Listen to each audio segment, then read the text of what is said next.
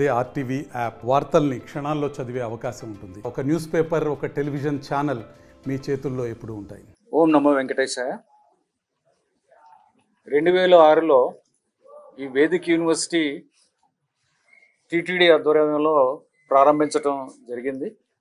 ఈ Vedic university ప్రారంభించిన తర్వాత వాళ్ళు వేదిక్ ఎడ్యుకేషన్లో చాలా అడ్వాన్స్డ్ లెవెల్లో రీసెర్చ్ చేయడం కానీ, లేకపోతే పీజీ కోర్సెస్ కానీ, అండర్ గ్రాడ్యుయేషన్ కోర్సెస్ కానీ ఇవన్నీ కూడా చేసి రీసెర్చ్ వర్క్ కూడా చాలా బాగా చేస్తున్నారు.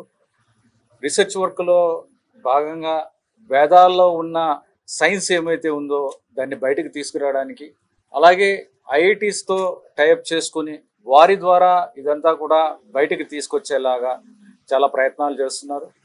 వేదాల్లో మనకి ఎంతో సైన్స్ ఉంది. అంటే ఇప్పుడు మనం తెలుసుకుంటున్న ట్రిగ్నామెట్రీ కానీ, ఏవైతే వైదిక్ మ్యాథమెటిక్స్ అనేది అందరికీ తెలిసింది ఉంది. తర్వాత ఆస్ట్రానమీ కానీ, అలాగే లేకపోతే మెడిసిన్ కానీ, ఇవన్నీ కూడా వేదాలలో ఉన్నవే. ఇవన్నీ కూడా బయటికి తీసుకొచ్చి సాధారణ ప్రజలందరికీ కూడా ఈ విషయాలు తెలియజేయాల్సిన అవసరం ఉంది. అలాగే వేదాలని కూడా అందరికీ దాని యొక్క విశిష్టతని తెలియజేసి కామన్ మ్యాన్కి, తర్వాత దాన్ని పరిరక్షణ కోసం ప్రయత్నించాల్సిన అవసరం ఉంది. టీటీడీ వేద పరిరక్షణ కోసం వేద విద్యని బాగా అందించేందుకు కూడా ఎన్నో ప్రయత్నాలు చేస్తుంది. అది చేయడానికే ఎన్నో వేద పాఠశాలను కూడా ప్రారంభించడం జరిగింది.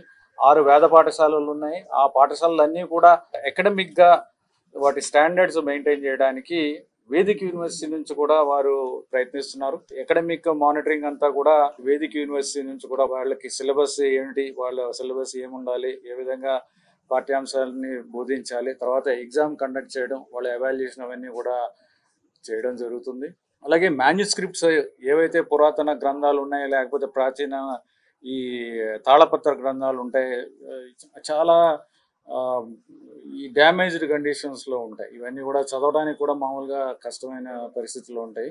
ఇవన్నీ కూడా దేశం నలుమూలల నుంచి కూడా ఇవన్నీ కూడా తీసుకురావడం, చాలామంది ఆర్డర్స్ పంపిస్తున్నారు. అవన్నీ కూడా దాన్ని డిజిటైజ్ చేయడం, క్లీన్ చేయడం, దాన్ని ప్రిజర్వ్ చేయడం, తర్వాత దాన్ని డిజిటైజ్ చేయడం, ఇవన్నీ కూడా ఎంతో మంచి కార్యక్రమాలను నిర్వహిస్తున్నారు.